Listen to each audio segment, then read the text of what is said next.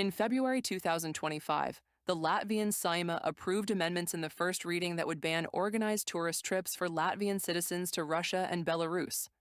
Then, on March 27th, the Saeima also passed a bill in the first reading prohibiting certain government officials from traveling to these countries. Notably, this restriction also applies to transit through Russian and Belarusian territory. The chairman of the Seima's National Security Committee emphasized that traveling to these countries under current circumstances is extremely dangerous, yet not everyone fully realizes the risks. It is no secret that Russia and Belarus are actively conducting intelligence operations against Latvia, and any Latvian citizen crossing their borders could become a target for such activities. Ainars Lotkovskis, chairman of the same National Security Committee, in the commentary to Delphi. On the same day, the Latvian Saeima granted the country's defense forces permission to shoot down Russian drones in Latvian airspace. Previously, the military and police could identify drones, track their routes, and monitor their altitude, but they were only authorized to bring them down in cases of a direct threat. Two recent incidents changed this policy.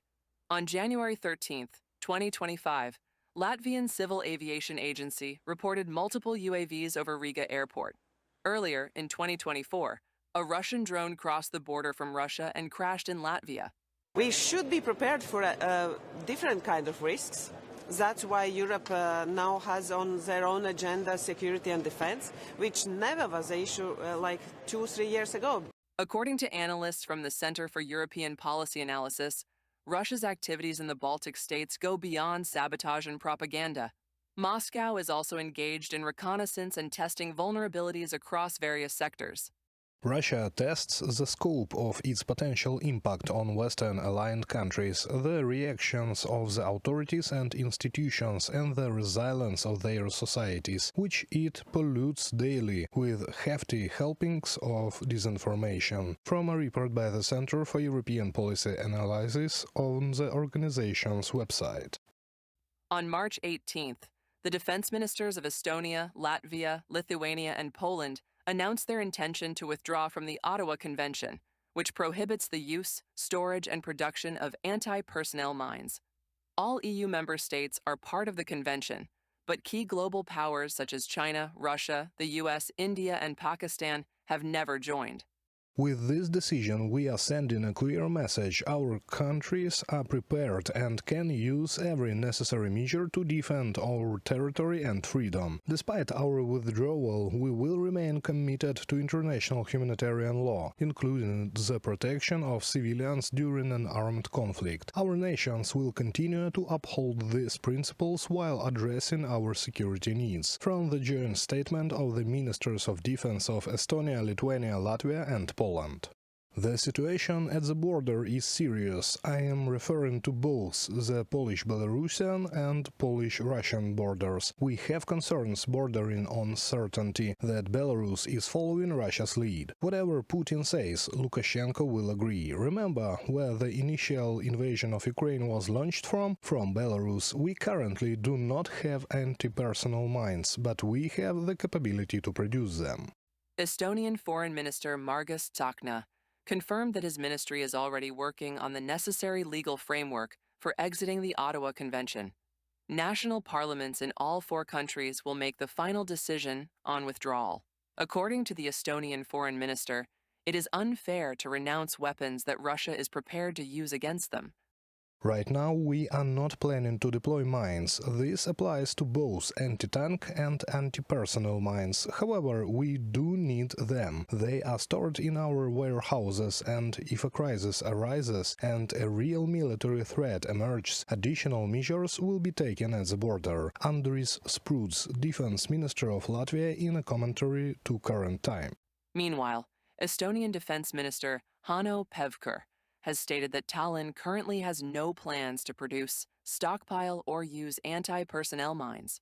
Reported by Kristina Dombrovska, UATV News. Prime Minister Pedro Sánchez has announced that Spain will raise its defense budget to 2% of GDP. He emphasized Madrid supports European Commission President Ursula von der Leyen's initiative to strengthen the EU's military capabilities. According to Sánchez, Europe needs a unified European army.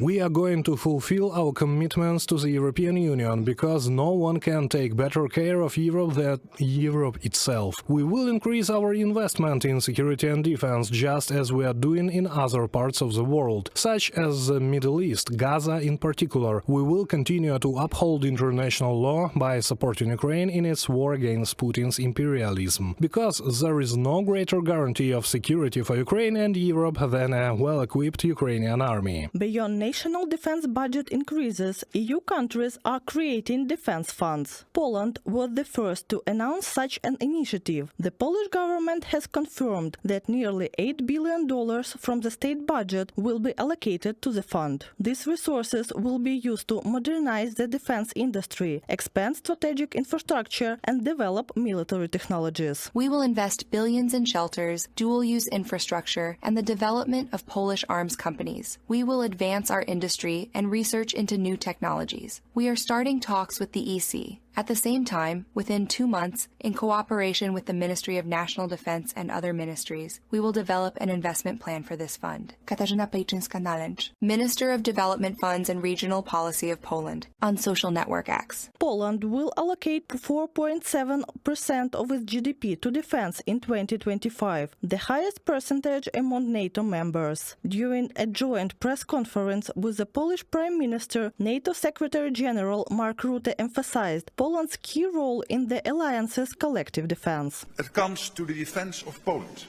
and the general defense of NATO territory. If anyone were to miscalculate and think they can get away with an attack on Poland or on any other ally, they will be met with the full force of this fierce alliance. Our reaction will be devastating.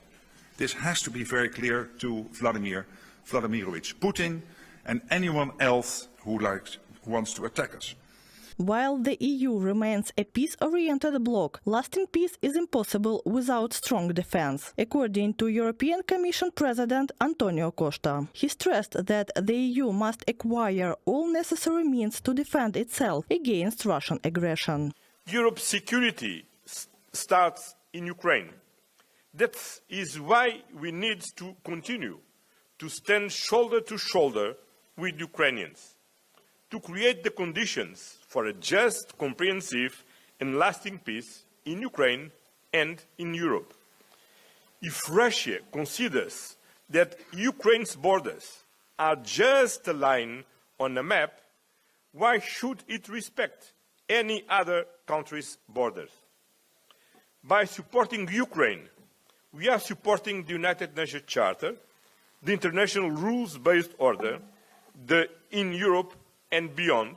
At a press conference in Kyiv, Norwegian Foreign Minister Espen Barth Eide confirmed that Ukraine remains the top priority on Europe's security agenda. I am convinced that Ukraine will win this war and we remain committed partners. We are not naive. We are Russia's neighbors and know very well how they negotiate. We must be realistic and not expect too much. We support Ukraine and its red lines. There can be no compromise on Ukraine's sovereignty or the size of its armed forces. Together we must set clear conditions for a ceasefire and, in the future, a peace agreement that will be lasting. Espen Barth Eide, Minister of Foreign Affairs of Norway. On March 27, Paris hosted the Coalition of the Willing Summit, focusing on Ukraine's urgent needs and the future of global security architecture. Ukrainian Foreign Minister Andriy Sybiha stated that this meeting is part of ongoing efforts to secure long-term security guarantees for Kyiv. Reported by Katerina Bastun, Mikita Skoblikov, UATV News.